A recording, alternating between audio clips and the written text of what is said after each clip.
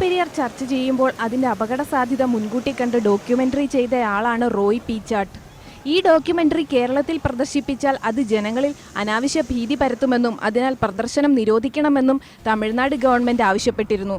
ഇത് കാര്യമാക്കാതെ തിരുവനന്തപുരം മുതൽ കാസർഗോഡ് വരെ 100 കണക്കിന് സ്ഥലങ്ങളിൽ അദ്ദേഹം സ്വന്തം ചെലവിൽ ചിത്രം പ്രദർശിപ്പിച്ചു. ആയിരക്കണക്കിന് CD-കൾ വിതരണം ചെയ്തു.